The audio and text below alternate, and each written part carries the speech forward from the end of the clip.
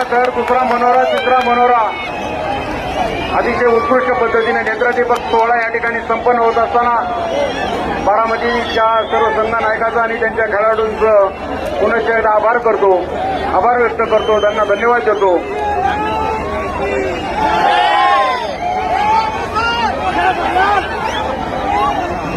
सुंदर असा हा मनोरा तिसरा थर या ठिकाणी झालेला आहे.